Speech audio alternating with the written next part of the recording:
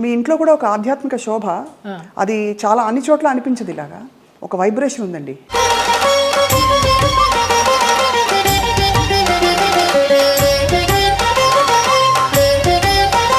ఇంట్లోకి రాగానే ఒక దేవాలయంలోకి వచ్చిన అనుభూతి అనేసి అంటారు. మీకు నచ్చినట్టు బతికారు దాదాపుగా, కరెక్టా? అవును. సీతమ్మ ఎవరి మాట వినదని, పోగొట్టుకున్నా సంపాదించిన ఎన్ని ఒడిదుడుకులు అయినా కూడా నేను ఎవరిని బ్లేమ్ చేసేందుకు లేదు.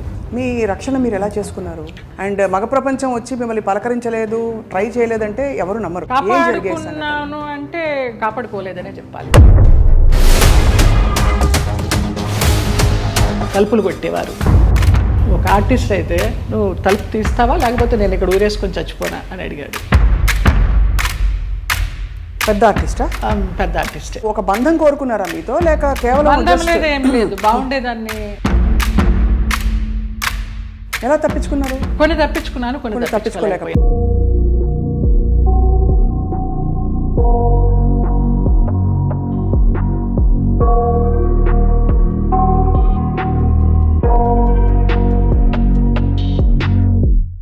I got nightmares in my head, I fear that the thoughts build up until I can't hear, that my mind fills up into a creature and it haunts me somewhere much deeper. Anxiety filling up every space, no privacy, and silently it could build and build until you finally see, whoa, it's taking over, damn, no closure, moving closer, no exposure, I just wanna be a loner. Some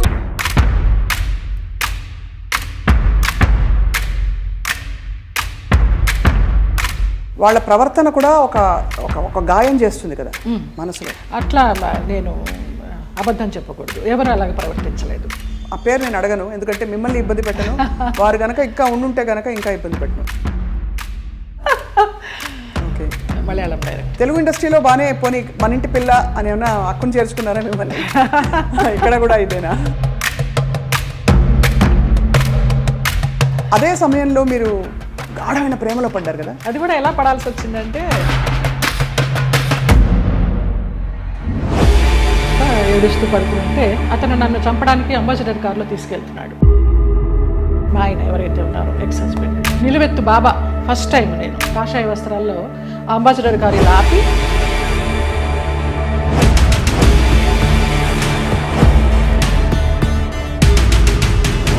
ఆ మన్నాడు పరుచూరు గోపాలకృష్ణ గారు, చలపతిరావు గారు వీళ్ళంతా మన విరుగంబాకం police స్టేషన్కి phone చేసి ఇలాగ మా అమ్మాయి ఉన్నప్పుడు యాక్సిడెంట్ అయ్యి పడిపోతే ఈ నడుము దగ్గర నుంచి చచ్చి పడిపోయింది అంటే నాకు మళ్ళీ అతను లైన్లోకి వస్తే నేను నెలకి మెడిసిన్స్కి 5,000 రూపాయలు పంపించేదాన్ని. మీరు చెప్పే ఈ సంఘటనలు ఊహించుకుంటే కూడా, అంటే మీరు శరత్ బాబు గారు ఉన్నా కూడా చెప్పేదాన్నేమో, లేరు కాబట్టి ఇంకా ఫ్రాంక్గా చెప్తాను. చాలా ఫ్రాంక్గా ఫస్ట్ టైం చెప్తున్నాను నేను. మీ జీవితంలో కీలక పాత్ర పోషించిన వ్యక్తులు గుమ్మడి గారు ఒకరు. అసలు అంత లింకప్ చేయాల్సిన అవసరం ఎందుకు వచ్చింది? నా కోసం సులా అని ఒక వైన్ బాటిల్ తెప్పించేవారు రోజు 800 పెట్టి, ఇది నీకే, ఇది జయమ్మకే, వేరే ఎవరు ముట్టుకోవద్దు అనేసి. ఒక 4-5 సంవత్సరాలు జర్నీ చేశాము. ఇప్పుడు అటు నుంచి వెళితే నాకు ఆ ఇల్లు చూస్తే మాత్రం ఏడుపు వస్తుంది. అక్కడే నాగేశ్వరరావు గారు అన్నారు, ఆయన పోయిన తర్వాత అక్కడ నుంచుని ఉంటే పిల్లలందరినీ పలకరిస్తూ నా భుజం తట్టి,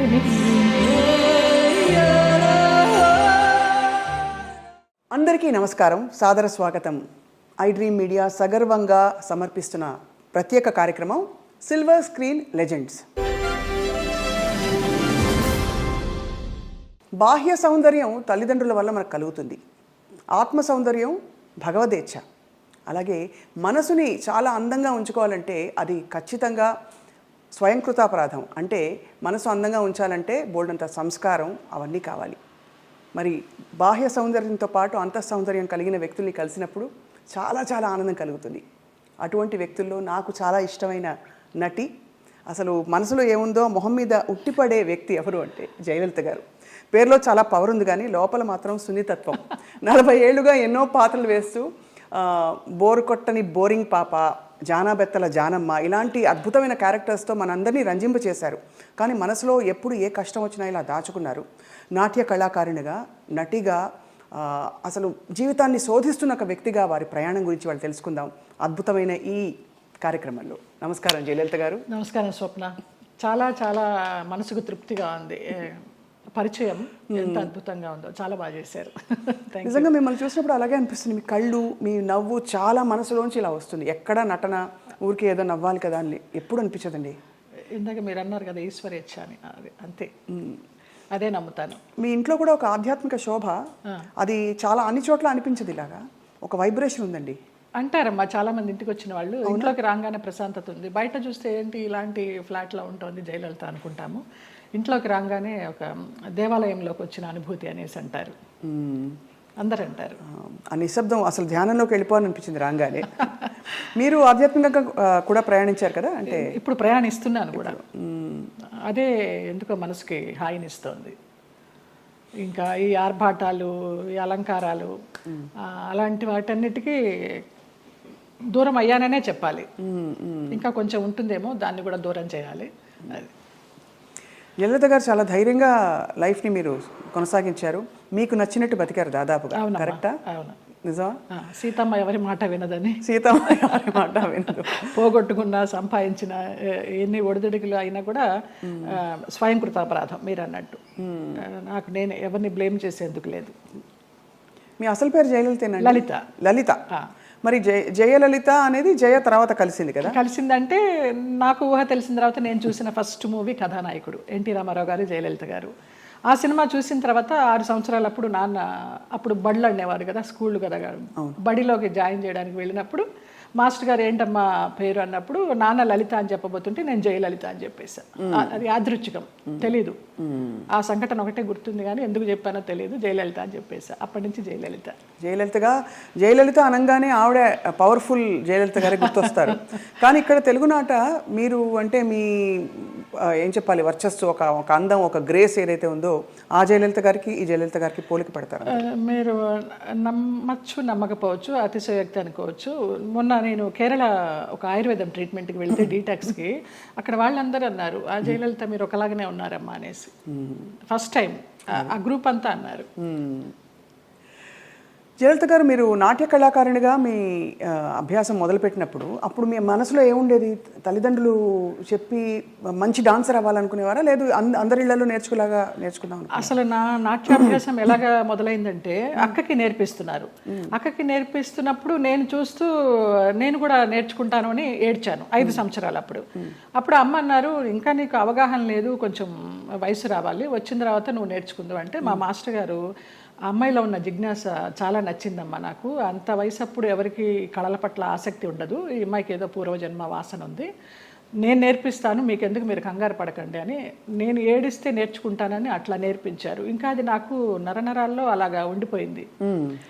ఒక పెద్ద నాట్య కళాకారిని అవుదామని, ఒక పద్మా సుబ్రహ్మణ్యం గారిలాగా లైఫ్లో పెళ్ళి అనేది ఏమి చేసుకోకుండా అలా ఉందామని అనుకున్నాను.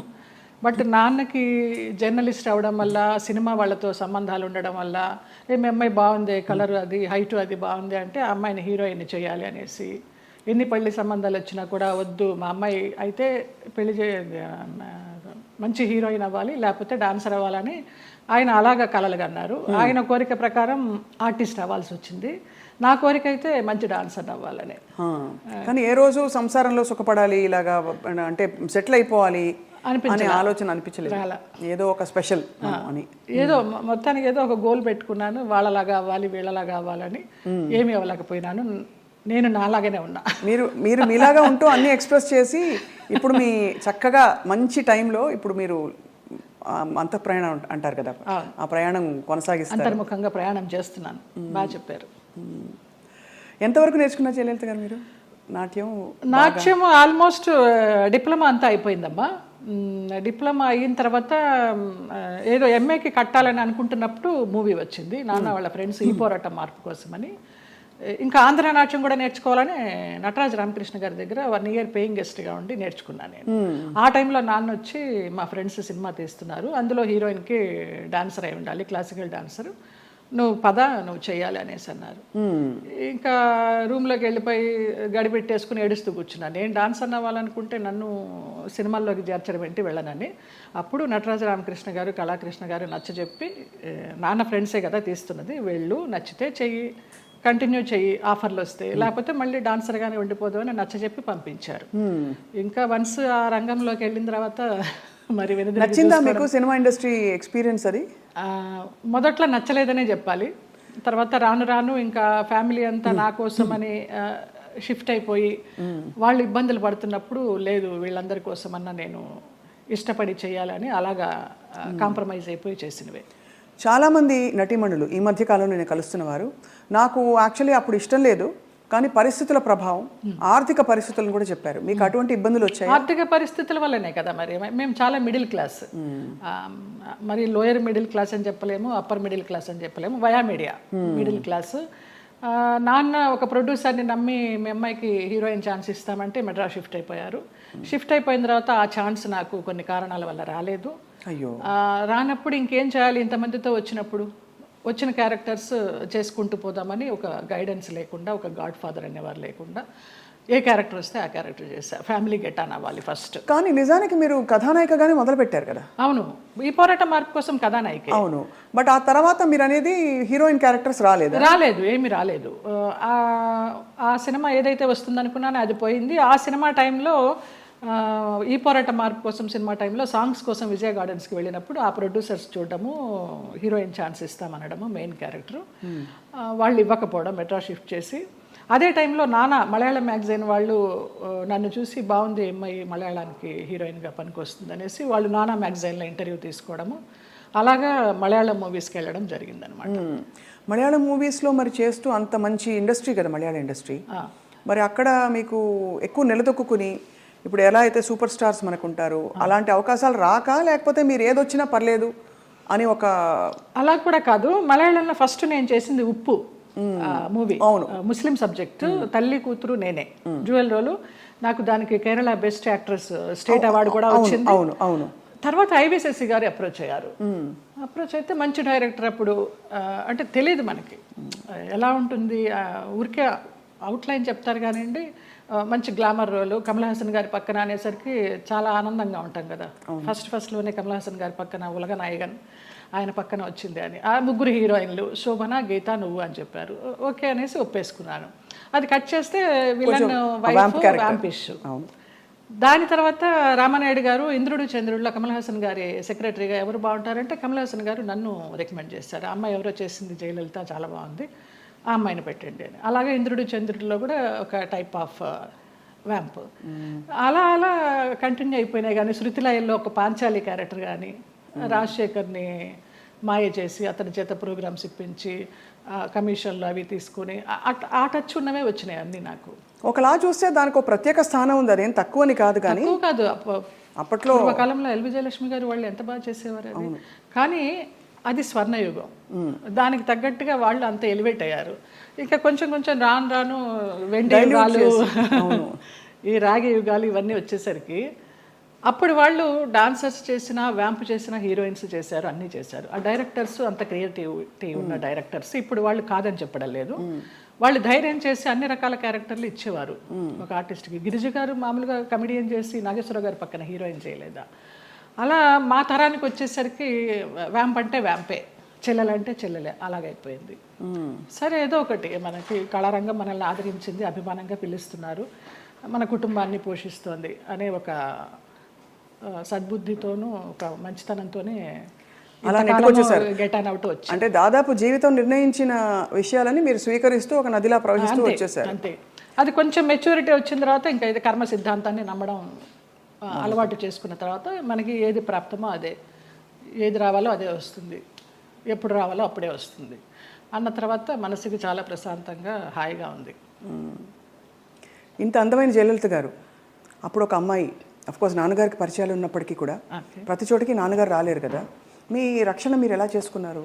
చుట్టూ ఉంటే మగ ప్రపంచం, అండ్ మగ ప్రపంచం వచ్చి మిమ్మల్ని పలకరించలేదు, ట్రై చేయలేదంటే ఎవరు నమ్మరు. అవును అవును, అంటే అది జగమెరిగిన సత్యం. అలా అని వాళ్ళని ఏం అండలేదు. బట్ ఈ ప్రపంచంలో ఎలా మీరు మిమ్మల్ని మీరు కాపాడుకున్నారు? కాపాడుకున్నాను అంటే కాపాడుకోలేదనే చెప్పాలి. కాపాడుకోలేదు, ఎందుకు అబద్ధం చెప్పడం. పరిస్థితులకు అనుగుణంగా వెళ్ళాను, అందువల్ల నేను పెద్ద ఇబ్బందులు ఏమీ ఎదుర్కోలేదు. కొంచెం ఫ్రెండ్లీగానే మూవ్ అవుతూ, నవ్వేస్తూ. అది వరకు ల్యాండ్ లైన్లు ఉండేవి, ఫోన్లు, ల్యాండ్ లైన్ తీసి పక్కన పెట్టేసేవాళ్ళం. అవుట్డోర్ వెళ్తే తలుపులు కొట్టేవారు. ఒక ఆర్టిస్ట్ అయితే నువ్వు తలుపు తీస్తావా లేకపోతే నేను ఇక్కడ ఊరేసుకొని చచ్చిపోనా అని అడిగాడు. పెద్ద ఆర్టిస్టా? పెద్ద ఆర్టిస్టే ఒక కాలంలో. అంటే ఎందుకు అడుగుతున్నానంటేనండి, మరి అది వాళ్ళు ఒక బంధం కోరుకున్నారా మీతో, లేక కేవలం బంధం లేదు, ఏం లేదు, బాగుండేదాన్ని, యంగ్లో ఉన్నాను, మంచి పర్సనాలిటీ, వ్యాంప్ క్యారెక్టర్లు వేస్తున్నాను, కూడా అదే అయి ఉండొచ్చు అనే ఒక అపోహ. ఎలా తప్పించుకున్నారు? కొన్ని తప్పించుకున్నాను, కొన్ని తప్పించుకోలేకపోయాను. తప్పలేదు. అంటే మీరు నిర్ణయం తీసుకుని ఎవరైనా ఒక నిర్ణయం తీసుకుని ఇలా ఉండాలని ఉంటే అది వాళ్ళ ఇష్టం, అది కానీ అయిష్టంగా బలవంతంగా గనక ఏ పరిస్థితిలోకి వెళ్ళినా కూడా అది బడి కావచ్చు, ఇంకోటి కావచ్చు, ఇటువంటి ఒక చాలా కష్టం కదండి. ఒకసారి అలాగే ఒక డైరెక్టర్ని రిజెక్ట్ చేశాను అనేసి అతను ఆ క్యారెక్టర్ కట్ చేసి పంపించేశారు. పర్లేదు అనుకున్నాను. అలా కూడా జరిగిన సందర్భాలు. ఆ రోజుల్లో ఎలా ఉండేది జయలలిత గారు మీకు? అంటే మనసులో ఇలా జరుగుతోందని ముందే తెలుసా? వాళ్ళు తలుపులు కొట్టేటప్పుడు భయం వేసేదా, లేకపోతే తెలుసు ఎలా తప్పించుకోవాలనే ఆలోచన తప్పించి ఆ భయాలు అవేమీ లేవు. తలుపులు బద్దలు కట్టలేరు. మన్నాడు ఏమన్నా అడిగినప్పుడు ఏదో దాటేస్తాం, ఏదో ఒక రీజన్ చెప్తాం. అవునా, నిద్ర పట్టేసింది, ఫోన్ వినిపించలేదనో, తలుపు చప్పుడు వినిపించలేదనో, ఇలాగే మేనేజ్ చేసుకుంటూ కొన్ని తప్పించుకుంటూ, కొన్ని తప్పించుకోలేక, కొన్ని తప్పనిసరిగా. కష్టం, చాలా కష్టం. అయితే కష్టమని అనుకోలేదు. అంటే ఒకసారి పోయినా 100 సార్లు పోయినా పోయింది అంతే. ఇక మనకేమి అది ఫీలింగ్ ఉండదు. అంటే కరెక్టేలేండి మీరు అన్నట్టు. అంటే ఆ టైంకి మీరు ప్రాక్టికల్గా సమాధాన పడిపోయారు అంతే దానికి. అంతే. ఒకటే ఏమో, నా వాళ్ళు బాగుండాలి. ఎలాగో వచ్చాను, నేను చెడిపోతే చెడిపోయాను, నా వాళ్ళు బాగుండాలి, అంతే. ఆ మంచి మనసుతోనే వచ్చాను కాబట్టి ఇప్పటికీ నన్ను భగవంతుడు ఈ రకంగా చూస్తున్నాడు. 40 years ఇండస్ట్రీలో అని ఒక నమ్మకం. ఇప్పుడు అందరూ బాగున్నారు. చాలా సున్నితమైన ఒక ప్రశ్న అండి, ఇది అడగచ్చు అడగకూడదు, కానీ ఈ సోకాల్డ్ ప్రముఖులు వాళ్ళు వీళ్ళు మిమ్మల్ని ఇలాగా ఇబ్బంది పెట్టి, సరే వాటెవర్ ట్రై చేసి అది బలవంతంగా మీరు తలొగ్గినప్పుడు గౌరవం ఉంటుందా, లేకపోతే కేవలం జస్ట్ వాళ్ళ వాళ్ళ వాళ్ళ ఇంకా పైశాచికత్వం? కానీ పైశాచికత్వం ఏమీ ఉండదు, గౌరవం ఉండదమ్మా. Just matter of fact, need అంతే. రెండు ఉండవు, అది మరీ పీక్ ఉండదు. కానీ అంటే ఎందుకు అడుగుతున్నానంటేనండి, ఆ టైంలో వాళ్ళ ప్రవర్తన కూడా ఒక గాయం చేస్తుంది కదా మనసులో. అట్లా నేను అబద్ధం చెప్పకూడదు, ఎవరు అలాగ ప్రవర్తించలేదు. పైశాచికము లేదు, ప్రేమ లేదు. ప్రేమ అసలు ఉండదు. ఒప్పుకొని వెళ్ళాము, అంతవరకు. వాళ్ళ నీడ్ అయిపోయింది, వచ్చాము. తర్వాత ఎలా ఉండేవారు వీళ్ళందరూ? బాగానే ఉండేది మామూలుగా. షార్ట్ అంటే షార్టే, అంతే అంతే. సో అది అలాగా ఒక ప్రొఫెషనల్ సిస్టంలో దాదాపు ప్రతి హీరోయిన్కి, ప్రతి అందమైన నటికి ఇది సర్వసాధారణమైపోయిన పరిస్థితులు వచ్చాయి అనే ఒక బాధతో తప్ప మరీ మిమ్మల్ని ప్రోబ్ చేసి ఇబ్బంది పెట్టాలని కాదు జయలలిత గారు. అయ్యో లేదమ్మా. ఎందుకు అది నామ్ అయిపోవాలి, ఎందుకు ఒక బెంచ్ మార్క్ అయిపోవాలి అని అంటే, మనం ఈరోజు అనేక కమిటీలు పెట్టడాలు, ఇండస్ట్రీ ఇతర వర్క్ ప్లేసెస్లో వేధింపుల కమిటీ ఉండాలని చెప్పి, అంటే వేధింపులని వ్యతిరేకించే కమిటీలు. బై గాడ్స్ గ్రేస్ మాకు అట్లాంటి వేధింపులు ఏం లేవు, కానీ తప్పలేదు. అంటే అది కరెక్టే. అంటే వేధింపులు లేకపోయినా ఒక పాయింట్లో మీరు ఎస్ చెప్పకపోతే మీకు అవకాశాలు తగ్గిస్తాం అన్నది ఒక వేధింపే కదా. అవును అవును. అంటే మీకు టాలెంట్ ఉండి కూడా చెప్పాను కదా, ఒక డైరెక్టర్ పంపించేశారు సుగం క్యారెక్టర్ అయిన తర్వాత అనేసి. ఆ పేరు నేను అడగను, ఎందుకంటే మిమ్మల్ని ఇబ్బంది పెట్టను. వారు గనక ఇంకా ఉండుంటే గనక ఇంకా ఇబ్బంది పెట్టను. లేరు, పోయినారా? Okay. Malayalam director. Okay okay. Telugu ఇండస్ట్రీలో బాగానే పోనీ మన ఇంటి పిల్ల అని ఏమన్నా అక్కును చేర్చుకున్నారా మిమ్మల్ని? ఇక్కడ కూడా ఇదేనా? అక్కున చేర్చుకోలేదు, చీకొట్టలేదు. రైట్. అదే సమయంలో మీరు గాఢమైన ప్రేమలో పడ్డారు కదా? అవునమ్మా. మలయాళం డైరెక్టర్. అది కూడా ఎలా పడాల్సి వచ్చిందంటే, నేను డేట్స్ ఇచ్చినప్పుడు నాన్న నాకు తెలియకుండా వేరే క్రాస్ బెల్ట్ మణి అని మన హీరోయిన్ మీనా వాళ్ళ మేనమామ, ఆయన కూడా ఒక కాలంలో ఒక ఈ సి గ్రేడ్ టైప్ ఆఫ్ మూవీస్కి మంచి పెట్టింది పేరు ఆయన. నేను చేసే సినిమాలు కూడా సి గ్రేడ్ సినిమాలే, అప్పుడు బీసీ గ్రేడ్. మీరు అంత ఓపెన్గా సి గ్రేడ్ సినిమాలు చేశానని చెప్తున్నారు కదా, అది ముచ్చటేసని చూసి ఎంత నిజాయితీగా చెప్తున్నారని చెప్పండి మ్యామ్. ఆ టైంలో నాన్న వాళ్ళకి ఇచ్చారు, నేను వీళ్ళకి ఇచ్చాను. అప్పుడు ఆ లొకేషన్కి వచ్చి ఆయన రౌడీయిజం చేయపోయినారు, క్రాస్ బెల్ట్ మని. అప్పుడు ఇతను నేను భయపడి ఏడుస్తుంటే నన్ను ఒక రూమ్లో ఉంచి నీకెందుకు, నేను ఉన్నాను కదా, నేను సమాధానం చెప్పి పంపిస్తాను, వాళ్ళు మాకు చుట్టాలి అన్నట్టుగా అలాగే పంపించేసరికి అబ్బా నా లైఫ్ని సేవ్ చేసి అతను దొరికాడు అన్నట్టుగా బ్లైండ్గా పడిపోయినా ప్రేమలో. ఆ తర్వాత బ్రహ్మానందం గారి డైలాగ్ లాగా ప్రేమించింది తర్వాత ప్రేమించాల్సి వచ్చింది అన్నట్టుగా కొంచెం కొంచెం తెలుస్తుంది అతని గురించి 7 ఇయర్స్లో. అయినా కూడా ఏదో మొహమాటంలాగా కమిట్ అయిపోయినాం అన్నట్టు కదా అన్నట్టుగా చేస్తూ వచ్చాను. అందరూ చెప్తూ వచ్చారు పెద్ద జెన్యూన్ కాదు, చూసుకో అనేసి. ఇక లాస్ట్గా అతను కూడా బ్లడ్తో లెటర్స్ రాసేసి ఒక మన ఇప్పుడు ఆ హాట్ డ్రింక్స్ అవి తాగుతారు కదా, మన విస్కీ తాగే ఒక బాటిల్ లాంటి దానిలో, అది విస్కీనో మరి బ్రాందీనో తెలియదు, అందులో పాయిజన్ పోసుకుని తాగుతాను, ఇంటి ముందరకు వచ్చేసి చచ్చిపోతానని అంటే ఇంకా అందరికీ ఇంట్లో వాళ్ళకి ఇష్టం లేకుండానే బలవంతంగా నేనే నగలు కొనుక్కొని నేనే పెళ్లి బట్టలు కొనుక్కొని, జయకృష్ణ గారు కొనిచ్చారు పెళ్లి బట్టలు. అలాగా కేరళ వెళ్ళిపోయి చూడటానికరమ్మ కొచ్చిన్లో, చాలా మహిమగల అమ్మవారు, అక్కడ మ్యారేజ్ చేసుకున్నాం. అప్పుడు ఇంట్లో వాళ్ళందరూ ఇంకా నామకే వస్తే వచ్చి అక్షంతలు వేసి భోంచేసేసి వెళ్ళిపోయారు. కాపురానికి పంపించడానికి ఎవరు నాకు కూడా ఉండడం కానీ ఏమీ లేదు. నా అంతటి నేనే చేసుకుని నా అంతటి నేనే వెళ్ళి నా అంతటి నేనే వచ్చా బ్యాక్ టు పెవిలియన్. ఆ టైంలో జయలలిత గారు ఆయనకి మళ్ళీ అంటే ఆయనకి మొదటి పెళ్ళే కదా, ఆయనకి ఇద్దరికి అంటే మీకు కాలేదు, వివాహం కాలేదు, బట్ ఆయనకు కూడా ఏమి. అవును. బట్ ఏ ఇబ్బందులు వచ్చాయి మీ ఇద్దరు మధ్య? డబ్బు, వాళ్ళకి అప్పులు ఎక్కువైపోయినాయి, చాలా విపరీతమైన లావిష్నెస్ వాళ్ళకి. నేను మంచి 3 షిఫ్ట్ చేస్తూ ఉన్నాను ఆ టైంలో. నా నగలన్నీ అమ్మేసుకున్నారో తాకట్టు పెట్టుకున్నారో తెలియదు. సినిమాలకు వచ్చిన డబ్బంతా కూడా వాళ్ళే తీసుకునేవాళ్ళు, అమ్మ నాన్నకి ఇవ్వద్దనేవారు. అమ్మ నాన్న భయపడి పవర్ ఆఫ్ అటర్నిటీ రాయించుకొని నీకు బిడ్డలు పుట్టిన తర్వాత నేను నీ ఆస్తి నీకు ఇస్తామంటే, ఆ పవర్ ఆఫ్ అటర్నిటీ ఎక్కడికి వెళ్ళి సైన్ చేసావు, అది క్యాన్సిల్ చెయ్యి, బిడ్డను కానీ అంటే అతనికి తెలియకుండా నేను లేడీ డాక్టర్ దగ్గరికి వెళ్ళి నాకు బిడ్డలు వద్దు, ఒక 6 మంత్స్ నేను కొంచెం జాగ్రత్తగా ఉండాలనుకుంటున్నానని అతనికి తెలియకుండా నేను లేడీ డాక్టర్ దగ్గరికి వెళ్ళి ఆ పిల్స్ తీసుకొని వేసుకుంటూ ఆ బిడ్డలు రాకుండా జాగ్రత్త పడ్డా. ఇక తర్వాత 3 మంత్స్కి గొడవలు, 6 మంత్స్ నుంచి కొట్టుళ్ళు, యాసిడ్లు పోస్తాను అనడాలు, గదిలో బంధించడాలు, ఇవన్నీ అయిన తర్వాత ఏడుస్తూ పడుకుని ఉంటే అతను నన్ను చంపడానికి అంబాసిడర్ కారులో తీసుకెళ్తున్నాడు. మా ఆయన ఎవరైతే ఉన్నారో ఎక్స్ హస్బెండ్ నిలువెత్తు బాబా. ఫస్ట్ టైం నేను కాషాయ వస్త్రాల్లో అంబాసిడర్ కారు ఇలా ఆపి నేను కూర్చున్న వైపు డోర్ తీసి నన్ను గబగబగా లాక్కెళ్ళారు.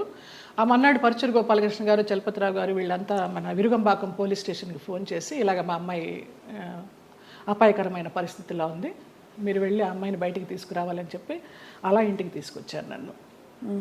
ఆ బాబా సంఘటన అలా జరగడం, ఇక్కడ పరుచూరు గోపాలకృష్ణ గారు, చలపతిరావు గారు ఇలా సహకరించడం అంత యాదృచ్ఛికం. అంటే ఎవరో ఒకళ్ళు భగవంతుడు పంపిస్తాడు అంతే, ఆయన రాడుగా నేరుగా. అంటే మనసు పెట్టి మీరు ఇష్టపడి అన్నీ వదులుకొని ఎవరు లేకుండా మీరు వెళ్ళి చేసుకున్న పెద్ద స్టేట్మెంట్స్ ఇచ్చేసి కళ్యాణం వచ్చినాక వచ్చిన ఆగదనేసి అందరూ అనేవారు దొంగోళ్ళు బట్టి ముఖంలా ఉన్నాడు, ఎలా నచ్చాడు నీకు, ఎలా నమ్మావే అనేసి. అంటే మీకు ఆ టైంలో మీరు గాయపడిన మీకు అదే ఆయనే రక్షణ ఇచ్చాడు. ఎందుకంటే అంత ముందు అందరూ వచ్చిన వాళ్ళందరూ మీతో మిస్బిహేవ్ చేసిన వాళ్ళు, మీకు ఇబ్బంది పెట్టి మిమ్మల్ని ఏదో ఒకటి రాబట్టారు. సో ఇతను ఏదో ఇస్తారనుకుని మీరు తప్పలేదండి. అంటే నమ్మకపోతే జీవితం ఎందుకండి? ఇంపార్టెంట్ విషయం, మీరు నమ్మి దెబ్బ తగిలినా కూడా ఆ గాయం ఎక్కువ ఇది కాకుండా భగవంతుడు వచ్చి మిమ్మల్ని కాపాడు. నిజంగా తర్వాత అతను రమ్యకృష్ణతో నీలాంబరి సినిమా చేశాడు కన్నడలో. ఇంకేదో మూవీ చేస్తున్నప్పుడు యాక్సిడెంట్ అయ్యి పడిపోతే ఈ నడుము దగ్గర నుంచి చచ్చుపడిపోతే నాకు మళ్ళీ అతను లైన్లోకి వస్తే నేను నెలకి మెడిసిన్స్కి 5,000 రూపాయలు పంపించేదాన్ని అతనికి. జాలి అవసరమా ఏమో తెలీదు, ఇంకా రుణానుబంధం ఉందనుకుంటా అనేసి. చాలా సంవత్సరాలకి అది. ఒక పాప పుట్టింది అతనికి, వేరే పెళ్లి చేసుకుని. ఆ పాపకి ఇప్పుడు లేదు, నేను చాలా ఒక 4-5 ఇయర్స్ అయిపోయింది టచ్ లేకుండా. 13 సంవత్సరాలు ఎప్పుడో దాని పుట్టినరోజు అని అది ఇది అంటే ఇక్కడి నుంచి ఏమైనా పంపించేదాన్ని. ఆ పిల్ల అడిగేదంటే ఎవరు పంపించారు నాన్న అని. బాబా పంపించారమ్మా అనేవాడంట. బాబా గారు భక్తులా మీరు మొదటి నుంచి? నాకు రమాప్రభమ్మ పరిచయం చేసింది బాబా గారిని ధవళేశ్వరంలో, నల్లబాబా. స్వతంత్ర భారతం అని మన నారాయణమూర్తి గారి సినిమాకి వెళ్ళినప్పుడు ఎందుకో గ్యాప్ వచ్చింది, నీకు ఒక బాబాని చూపిస్తారా అనేసి తీసుకెళ్ళారు ధవళేశ్వరం. అప్పుడు చూడటమే, ఆవిడే పరిచయం చేసింది. తర్వాత ఈ పెళ్ళి విడిపోతాను అన్నప్పుడు ఈ ఇన్సిడెంట్. తర్వాత ఇంటికి వచ్చి వారం రోజులు తర్వాత పడుకుని ఏడుస్తుంటే ఏంటి ఇలాగైపోయింది, బాగుంటాను అనుకున్నాను పెళ్లి చేసుకుని అని ఏడుస్తున్నప్పుడు ధవళ వస్త్రాల్లో నేను ఇలా పడుకుని ఏడుస్తుంటే నా పక్కన కూర్చుని ఆయన ఈ మడికాలు వేసుకొని ఇలాగా చేయి పెడితే నాకు కరెంట్ షాక్ కొట్టినట్టు అయిపోయింది. ఏం పర్లేదు నేను ఉన్నాను ఏడవకనేసి. ఆ 2 సార్లే కనిపించారు. తర్వాత 4 హారతులు చేసేదాన్ని ఇంట్లో, ఇంకెప్పుడు కనిపించలేదు నాకు ఆయన. కానీ మీరు చెప్పే ఈ సంఘటనలు ఊహించుకుంటే కూడా అంటే ఇంకా ఏమనాలో మాటలు రావట్లేదు.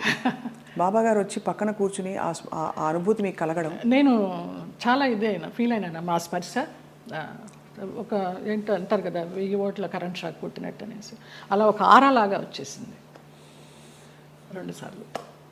బాబా గారి కోసం ఒక పాట పాడరా, ఒక 2 లైన్లు. ఇక్కడే ఉన్నారు బాబా గారు అనిపించే అంత అద్భుతంగా చెప్పారు మీరు.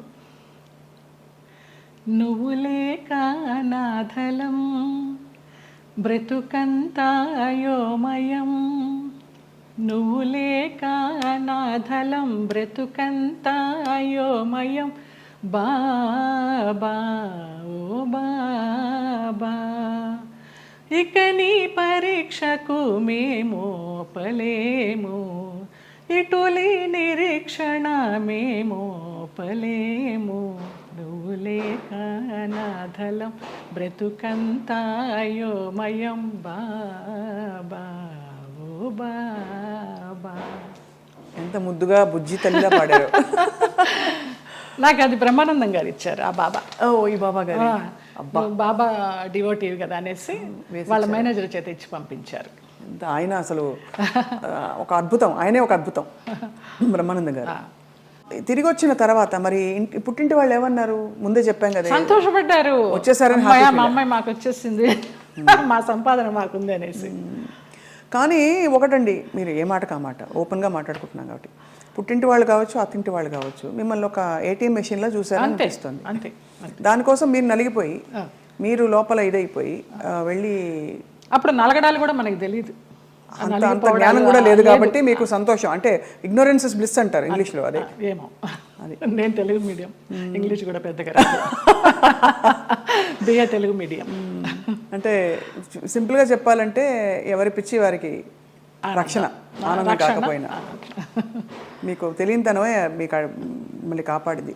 ఆ తర్వాత మళ్ళీ ఇప్పుడు సినిమాలు వరుసగా పరచూరు గోపాలకృష్ణ గారు, ఎంత చలపతిరావు గారు మీకు చేసిన, వాళ్ళే నిలబెట్టారమ్మా. తర్వాత రామానాయుడు గారు వాళ్ళంతా వాళ్ళే నిలబెట్టారు. కాకపోతే అప్పుడు ఉన్నంత ఇది డిమాండ్ లేకుండా ఉండే. ఒకసారి పెళ్లి చేసేసుకుని వెళ్ళిపోయి మళ్ళీ వచ్చి నా క్యారెక్టర్లన్నీ అప్పుడు సనా చేసేది ఆ గ్యాప్లో. ఆ తర్వాత అలా వస్తూ వచ్చినాయి, కానీ ముందరంత ఆ 90sలో ఉన్నంత డిమాండ్ లేదు. అంటే ఇది మరీ ఎక్కువ మొన్ననే, అంటే ఒక 20-25 ఏళ్ళ అంటే 92 సెప్టెంబర్ 3 మ్యారేజ్ చేసుకున్నాను. 93 సెప్టెంబర్ 3 1 year మ్యారేజ్ డే రాకుండానే విడిపోయాం మ్యూచువల్ అండర్స్టాండ్ మీద. తర్వాత ఏమి ఇబ్బంది పెట్టలేదా మిమ్మల్ని? ఏం లేదమ్మా అసలు. ఇంకేముంది, అన్ని తీసేసుకున్నారు కదా, ఇంకేముంది ఇబ్బంది పెట్టడానికి. డబ్బులు తీసేసుకున్నారండి? తీసుకున్నారు, చాలా చాలా ఖర్చు.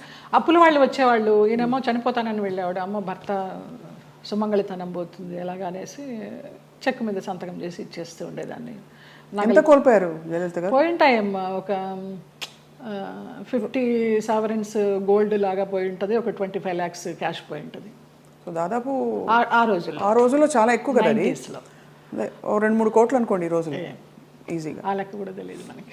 అంటే కానీ అదే బాధ చాలా. మీరు మీకోసం ఇష్టంగా ఎప్పుడైనా ఏదైనా కొనుక్కున్నారా? ఒక ఇల్లు, ఒక కారు, ఒక నగలు? అట్లా నగలు ఇష్టం. నేను కొనుక్కున్నప్పుడల్లా అమ్మ అడిగేది నాకు కూడా ఆ నగ కావాలి అనేసి. నేను ఏదైనా చీర కొనుక్కుంటే నాకు ఆ చీర కావాలని అడిగేది. ఒకప్పుడు నగలు చీరలు ఇష్టము. ఈ కార్లు ఇళ్ళు అంటారా నాకు తెలియదు. ప్రాపర్టీలు చేర్చుకోవడము, కొంచెం డబ్బు ఉంటే దాచుకోవడము, ఏదైనా కొనడము, అది పెరుగుతుంది అనుకోవడము, ఆ బిజినెస్ మైండ్ లేదు. అదే ఉంటే కనుక మరి ఇంత మీరు అన్ని పోగొట్టుకుంటారా చెప్పండి? అందరూ అనేవారు ఏదైనా స్థలం కొని పడేయమ్మా అని, వినేదాన్ని కాదు. అదే ఇల్లు, పెళ్ళి, పిల్లలు అన్ని ప్రాప్తంలో ఉండాలంటారు, అవి లేవు. చాలా దారుణం అండి. మీకు മലയാളം അറിയുമോ? അറിയും, നന്നായിട്ട് അറിയും. നന്നായിട്ട് 25 പടം అభినయించుండు మలయాళത്തിൽ. అంతే కదా. అంత పెళ్లి చేసుకున్నవాడు మలయాళి. అవును, తిట్టేదాన్ని మలయాళంలో. అవునా? పట్టి గొడవలు నాకు అదొకటి తెలుసు. పట్టి పట్టి కళూరుండ మోనే గాడిద. మలయాళ వంటలు కూడా వచ్చా జయలలిత గారు మీకు? అసలు నాకు మన తెలుగు వంటే రాదు, స్టవ్ అంటించడమే రాదు. ఓలన్ ఓలన్ ఓలన్ అంటే కాలన్ కాలన్ പച്ചടി കിച്ചടി എരിശ്ശേരി ഒന്നും അറിഞ്ഞൂടാ. അറിഞ്ഞൂടാ? ഒന്നും അറിഞ്ഞൂടാ. కాఫీ టీ పోలే അറിഞ്ഞൂടാ. ఇప్పుడు అసలు మీకు వంట రాదా? అసలు స్టవ్ అంటించడం రాదు తల్లి. ఎంత ముద్దుగా చెప్పారండి. ఎలా మరి మరి ఎవరు చేసి పెడతారు? మా మేనమామ కొడుకు వాడు, నలభీమ పాకం వాడే అండి. మార్నింగ్ అక్కడ సోఫాలో కూర్చున్నానంటే నైట్ డిన్నర్ వరకు అన్నీ అక్కడికే వస్తాయి. అవ్వా, క్వీన్ అనమాట అంతే. పోతే పోనీ దునియా గోలీ మారు దునియాకు అంతే. ఒక సన్యాసి జీవితం, ఒక మహారాణి జీవితం అన్నీ. అయితే అప్పుడు మళ్ళీ మీరు పుంజుకుని తిరిగి వచ్చాక ఎవరు చెప్పేవారు మీకు మంచి చెడు ఇంత గాయం అయి తిరిగి వచ్చారు, రెమ్యూనరేషన్ ఎంత అడగాలి, రోల్ ఒప్పుకోవాలా వద్దా, రోల్ కట్ చేసేస్తే అడగాలా వద్దా, మీకు ఇవ్వవలసిన సౌకర్యాలు సెట్లో మీకు ఏదో ఇలాంటివి ఇస్తున్నారు, ఫ్లైట్ ఇస్తానని ఇవ్వలేదు, ట్రైన్ ఇచ్చారు, ఈ అడ్జస్ట్ అవ్వాలా లేదా, ఈ మంచి చెడులు ఎలా తెలిసేది మీకు? తెలీదమ్మా. ఇప్పుడు నేను చెప్తున్నాను కదా, ఒక మోస్తరు సినిమా అయితే వాళ్ళు ఏదో చెప్పేవారు, ఇన్ని రోజుల క్యారెక్టర్ అమ్మా అని. నేను ఒక రెమ్యునరేషన్ అడిగేదాన్ని, అది కాదమ్మా కొంచెం తగ్గించండి అనేవారు. సరే, కానీ రెమ్యునరేషన్ ₹1 తక్కువైనా పర్వాలేదు, కానీ మర్యాద తక్కువైతే మాత్రం నేను భరించలేను. టైంకి అన్నం పెట్టాలి. నేను బ్రాహ్మణ అమ్మాయిని, ప్యూర్ వెజిటేరియన్.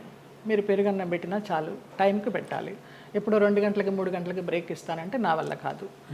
ఒక 2 కొబ్బరి బొండాలు ఇవ్వాలి, ఒక 4 వాటర్ బాటిల్స్ ఇవ్వాలి, మంచి హోటల్ రూము, అవుట్డోర్ అయితే. ఇక్కడైతే నేనే ఇంట్లోనే ఉండి వెళ్తాను. ఇంతే తప్పించి పెద్ద హైలీ డిమాండ్స్ ఏమీ ఉండేవి కాదు నాకు. అమ్మ ఫ్లైట్ దొరకలేదు, ట్రైన్ అన్నారనుకోండి, చెలో పదండి. కానీ చాలామంది మేనేజర్లు టికెట్ కన్ఫర్మేషన్ లేకుండా ఎక్కించేసేవాళ్ళు మమ్మల్ని. అయిపోయిందమ్మా అయిపోయింది అనేసి. తర్వాత మేము ఎన్ని ఇబ్బంది పడిన సందర్భాలు ఉన్నాయో టీసీ దగ్గర. పాపం వాళ్ళు మాకు అప్పుడు ఫేస్ వాల్యూ ఉంది కాబట్టి ఏదో సీట్ ఇచ్చో, లేకపోతే ఇంకొక ఊర్లో బర్త్ ఖాళీ అవుతుందమ్మా అని అలా ఇచ్చో, అలాంటి ఇబ్బందులు పడ్డాం. అష్ట కష్టాలు పడ్డారు అయితే. ఇవన్నీ అంటే పార్ట్ ఆఫ్ ద గేమ్. కానీ ఆ టైంలో మరి మీ మేకప్, మీ చర్మ సౌందర్యం ఇవన్నీ తెలిసి ఇలా చేసుకోవాలి, ఫేస్ ప్యాక్ అస్సలు తెలియదు నాకు. అసలు ఇంతవరకు సెల్ఫ్ మేకప్ తెలియదు. నేను ఇవాళ కూడా చేసుకోలేదు. మీరు చూడండి, ఎప్పుడు చేసుకోను. నేను మేకప్ మ్యాన్ ముందర కూర్చుంటాను, మీకు ఏది వస్తే అది చేయండి అంటే. మీకు అసలు మేకప్ ఎందుకండి అవసరం లేదు? ఏదో ప్రత్యేక క్యారెక్టర్కి ఏదో పెద్ద పెద్ద బొట్లు పెట్టి కాటుకలు పెట్టి చేయాలంటే తప్ప. వాళ్ళందరూ నవ్వుతారు, అదేంటమ్మా 40 సంవత్సరాల నుంచి ఉన్నారు, మొన్న మధ్య టీవీ సీరియల్స్ చేసినప్పుడు కూడా మీరు సెల్ఫ్ చేసుకోరా అని. నేను సెల్ఫ్ మేకప్ చేసుకోను, నా దగ్గర మెటీరియల్ ఉండదు. ఓన్లీ ఆ టచ్అప్ క్లాత్, స్పాంజ్, ఒక గిన్నె తీసుకెళ్తా అంతే. మిగతాన్ని మీరే చేసుకోండి, ఎలా చేసుకుంటారు. మరి ఆ టైంలోనే కదా మీకు వచ్చిన బోరు కొట్టని, బోరింగ్ పాప, ఇవన్నీ ఎప్పుడు వచ్చాయి? ఏ టైంలో వచ్చాయి? లారీ డ్రైవర్ బాలయ్య బాబుతో చేసినప్పుడు జస్ట్ ఒక సీన్, ఒక సాంగ్, ఒక ఇమాజినేషన్ సాంగ్, డ్రీమ్ సాంగ్, దాంతో బోరింగ్ పాప అని వచ్చేసింది. జనాల్లోకి బాగా వెళ్ళిపోయింది ఆ క్యారెక్టర్. అవును, చిన్న క్యారెక్టర్ అయినా కూడా. అలాగే ఏప్రిల్ 1 విడుదల భాగ్యం క్యారెక్టర్ కూడా అలాగే వెళ్ళింది. అద్భుతమైన వంశీ గారి సినిమాలు అసలు ఓ రేంజ్. అవును. ఏ డైరెక్టర్తో మీరు వర్క్ చేసినప్పుడు మీకు హాయిగా అనిపించేది, అంటే ఇది కదా నాకు ఇష్టమైన వాతావరణం అని? చాలా మోస్ట్లీ ఈవీవి సత్యనారాయణ గారు అలాగే ఉండేదమ్మా, జంజాల గారు అలాగే ఉండేవారు, వంశీ గారు అలాగే ఉండేవారు, మోహన్ గాంధీ గారు అలాగే ఉండేవారు, కోదండరామరెడ్డి గారు అలాగే ఉండేవారు. చాలా ప్లెజెంట్గా. మన శరత్ గారు వంశోద్ధారకుడు, వంశానికి ఒకడు, అవన్నీ చేసి సాయంత్రం 6 అయిందంటే నేను, వైవిజయ, అన్నపూర్ణమ్మ, శ్రీలక్ష్మి, మేమంతా ఒక బ్యాచ్ ఉండేవాళ్ళం సినిమాల్లో. ఒక టైంలో అందరం ఉండేవాళ్ళం, అన్ని క్యారెక్టర్స్ ఉండేవి. ప్యాకప్ ఎప్పుడు అంటే ఆ శరత్ గారు విసుకొని దుబ్బేయండి అనేవారు. రేపు చేసుకుంటాలి, మీ క్లోజులు వెళ్ళిపోండి అనేసి. అలాగా రాఘవేంద్రరావు గారి దగ్గర, అందరి దగ్గర ఒక్కొక్క డైరెక్టర్ ఒక్కొక్క గురువు అంతే. ఎవరి దగ్గర ఏం నేర్చుకోవాలి, ఒక డిసిప్లినా, ఒక సిస్టమేటిక్గా, ఒక యాక్టింగ్గా. బాపు గారిని సార్ ఎలా చేయమంటారు, మీరు చేయండి అమ్మా, నాకు కనుక అది సరిపోలేదు అనుకుంటే నేను చెప్తాను, నేను ఇంప్రూవ్ చేస్తాను, లేకపోతే మీరు చేసిందే చాలు నాకు అంటారు. మహానుభావుడు చెప్పారండి. విశ్వనాథ్ గారు అయితే అన్నీ చేసి చూపిస్తారు. విశ్వనాథ్ గారితో చేసిన సినిమాలు నేను శృతిలయలు, స్వయం స్వయం కృషి లాస్ట్లో, చిరంజీవి గారికి చరణ్ రాజ్కి ఫైట్ అప్పుడు స్వయం కృషిలో మంచి వెన్నెల ఇప్పుడు మగువ మనకు పంచబాణుని కేళి బాగుగా గూడుండ మగువా మగువా ఆ సాంగ్. బట్ మంచి సాంగ్. శేషు మాస్టర్ గారు కొరియోగ్రాఫరు. చిరంజీవి గారు ఫైట్ చూస్తారు కానీ జయలలిత సాంగ్ ఎవరు చూస్తారు అక్కడ?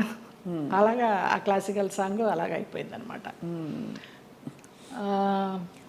స్వరాభిషేకం శ్రీకాంత్ గారు ఆయన అన్నదమ్ములుగా చేసింది, అది చేశాను ఏవిఎస్ గారి భార్యగా. మంచి క్యారెక్టర్స్ పడ్డాయి యాక్చువల్లీ, గుర్తుండిపోయే క్యారెక్టర్స్. జంజాల గారిది చంటబ్బాయి, విచిత్ర ప్రేమ, పెళ్లి గోల, ఓహనా పెళ్ళంట. కానీ ఆ వ్యాంప్ క్యారెక్టర్ డాన్సులు కానీ వచ్చినప్పుడు మీకు ఇష్టం లేని బట్టలు వేసుకున్నారు ఎప్పుడు? అన్నీ పొట్టి పొట్టి బట్టలు వేసేసుకుని నుంచునే వాళ్ళము. మేకప్ మ్యాన్లు స్టాకిన్స్ ఉండేవి కదా అప్పుడు మాకు, మొత్తం గోడకి సున్నం కొట్టినట్టే కొట్టేవారు. ఇలా ఉన్నా కూడా కొంచెం ఎక్కడెక్కడ ప్యాచెస్ ఉన్నాయో, మోకాలు అవి ప్యాచెస్ ఉన్నాయని మొత్తం పెయింట్ కొట్టి అలా నుంచునే వాళ్ళం బొమ్మలాగా. ఏం కలిగేది కాదు, అలవాటైపోయింది. నేను ఆ డ్రెస్ వేసుకొని కూర్చున్నా కూడా మా అసిస్టెంట్ తీసుకొచ్చి టవల్ కప్పేవాడు. వచ్చి తీసిపారే, ఇది కప్పుకున్న దగ్గర నుంచి వాళ్ళకి ఆత్రం ఏముంది లోపల అని. ఇది మూసినంత వరకే కదా ఆత్రం, ఇది తెరుచుకుంటే ఏముంది, తీసి పడేసేదాన్ని. మళ్ళీ షార్ట్కి తీయాలి, అప్పుడు విచిత్రంగా చూస్తూ ఉంటారు. మనకి షార్ట్ కాన్సన్ట్రేషన్ ఉండదు. ఇప్పటి నుంచి ఇలాగే కూర్చుంటా. మానవ నైజం అండ్ అందులో మీలాంటి ఒక స్త్రీ, అంటే ఇంత కష్టం చూసిన స్త్రీ ఎంత దెబ్బతిన్నా కూడా నేర్చుకోకుండా మళ్ళీ ప్రేమలో పడడం సహజం. సో మళ్ళీ అలా పడ్డారా? అంటే పడలేదా? భగవంతుడు నన్ను రక్షించాడు. కానీ ట్రై చేస్తుంటారు కదా చాలా మంది, అంటే ప్రేమలో పడ్డానికి ఎవరు ట్రై చేయలేదమ్మా. ఉంచుకుంటామని, మళ్ళీ రెండో పెళ్లి చేసుకుంటామని. నాకు ఇంట్రెస్ట్ లేదు, నాకు భయం. ఒక పెళ్ళి చాలు, అయిపోయింది దాంతో ఎక్స్పీరియన్స్. చాలా మంది కాంప్రమైజ్ అయిపోతారు కదా, ఏదో ఒక తోడు, ఏం లేని చోట ఒక తోడు ఉంటుందని. అలా అనిపించలా. అన్నపూర్ణమ్మ వాళ్ళందరూ కూడా అనేవారు, కనీసం పెళ్లి చేసుకోకపోతే ఎవరన్నా బిడ్డనన్నా పెంచుకో, నీకు వయసు అయినప్పుడు ఆసరాగా ఉంటారని. అక్క పిల్లలు అన్న పిల్లలు అందరూ ఉన్నారు చాలు. అది కూడా అనిపించలే. నాకు ఒక బిడ్డ, నాకు ఒక సంసారం, మళ్ళీ పెళ్ళి, మళ్ళీ ప్రేమ చాలు ఒకటి. అమ్మ బాబోయ్, అవును, ఎంత గాయం అయింటుందో మీకు అర్థమవుతుంది. మీరు నేర్చుకోవడం గొప్ప విషయం. గాయం ఎంతైందో తెలియదు కానీ దాని మీదకి వెళ్ళలా, డైవర్ట్ అవ్వాలా నేను. బట్ ఏదో ఒక ఏంటి లైఫ్ అనుకుంటే ఏమొచ్చేది మీకు ఆన్సర్? ఇప్పుడు ఫర్ ఎగ్జాంపుల్ పొద్దున్న లేస్తే మేకప్ వేసుకుని సెట్లో ఉండి వాళ్ళకి కావాల్సినట్టు డివోర్స్ అంతా ఉన్నప్పుడు మనకు కావాల్సినట్టు మనం ఉండే టైం ఉండాలని అందరికీ అనిపిస్తుంది. అలా ఉంటుంది కదా, ఏదో ఒక మంచి ఫ్రెండ్స్ ఉన్నారా మీకు? అట్లా కూడా ఎవరు లేరు. ఇప్పుడు రాగిణి, రక్ష, లతాశ్రీ వాళ్ళందరూ సోకాళ్ళు వాళ్ళందరూ ఎప్పుడైనా మీ మధ్య ఎప్పుడు ఈర్ష్యలు, కాంపిటీషన్లు ఏమీ లేవా? ఎప్పుడు లేదు, ఎప్పుడు లేదు. ఈ చీర నువ్వు తీసుకో, నువ్వు కట్టుకో, ఎలాంటి ఫ్రెండ్స్? ఎన్నో అలాంటివి ఎన్నో. నేను రాగిణికి ఎన్ని ఇస్తాను చీరల నగలు, పాపం పాడైపోయినవి కూడా అది మళ్ళీ రిపేర్ చేసుకుని, అక్క నువ్వు ఇచ్చింది చూడు ఎంత బాగుందో, కట్టుకున్నానంటుంది. అలాంటిదే తప్పించి నువ్వు కట్టుకుని ఇప్పేసిన చీర నాకు ఇస్తావేంటి, అలాంటివి ఏం లేదు. ముందర అడుగుతుంది, అక్కలకి ఆ వదిలినకి చీరలు తీస్తున్నాను అంటే అక్క నన్ను గుర్తుపెట్టుకో, నాకు కూడా ఇవ్వంటుంది. అలా చాలామందికి ఇచ్చిన సందర్భాలు ఉన్నాయి. సో 90వ దశకం ఆరంభంలో మీకు మ్యారేజ్ ఫెయిల్ అయిన తర్వాత దాదాపు మీరు ఒంటరి ప్రయాణమే. ఒంటరి ప్రయాణం. అమ్మ నాన్న వాళ్ళు? అమ్మ నాన్న 99లో అమ్మ పోయింది, 2005లో నాన్న పోయారు. తర్వాత 2003లో నేను హైదరాబాద్ షిఫ్ట్ అయ్యాను. ఇంకా అక్కడ ఉన్న ఒక ఇల్లు అమ్మేసి అక్కల అన్నలు అందరూ వేరే వేరే కాపురాలు పెట్టేసుకున్నారు. ఆ డబ్బుతో ఇక్కడికి వచ్చి నేను మధురానగర్లో చలపతిరావు గారు చెప్పి ఆయన ఉండే ఫ్లాట్స్లోనే పైన పెంట్ హౌస్ కొనుక్కున్నాను. ఓరిని బ్రహ్మ బంగారం గాను, ఏవిఎస్ గారి సినిమా షూటింగ్ అప్పుడు. నీకు ఆఫర్స్ ఉంటాయో లేవో తర్వాత విషయము, ఆత్మీయులందరూ ఇక్కడ ఉన్నాం కదా వచ్చేసే అన్నారు. అలాగే వచ్చేసాను. మూవీ ఆఫర్స్ కోసం రాలేదు నేను, వచ్చాను చిన్న చిత్తగా చేస్తూ వచ్చాను. 2007లో చిట్టిబాబు గారు, మన రాజబాబు గారు తమ్ముడు, వాళ్ళు ల్యాండ్ ఓనర్స్, ఈ ల్యాండ్ ఓనర్స్ ఇక్కడ కడుతున్నారు, బాగుంది చూడు అనేసి అంటే వచ్చాను, నచ్చింది, వాస్తు అది బాగుంది, కొనేసుకున్నాను. ఇంకా 2007 నుంచి ఇక్కడే. చాలా అద్భుతంగా మెయింటైన్ చేస్తున్నారు మీరు. అంటే ఎక్కడ కూడా ఇది పాత అపార్ట్మెంట్ కొత్త అపార్ట్మెంట్ లాగే అనిపిస్తుంది. మోడల్ అండ్ అలాగే ఇంటీరియర్స్ చేయించడం. ఇంటీరియర్స్ అంతా మీ టేస్టేనా? అబ్బాయి నాకు అసలు టేస్ట్ అనేది లేదు. అయ్యో,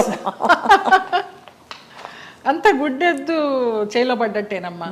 ఏదో చేసుకుంటాము, అందరూ వచ్చి బాగుంది అంటారు. దానికోసం టైం వెచ్చించి ఇది చేస్తే ఎలా ఉంటుంది, ఇది చేస్తే ఎలా ఉంటుంది, ఆ థాట్ లేదు, ఆ ఓపిక లేదు. సో అలా మరి జీవితం అలా నడుస్తూ మీరు వచ్చారు.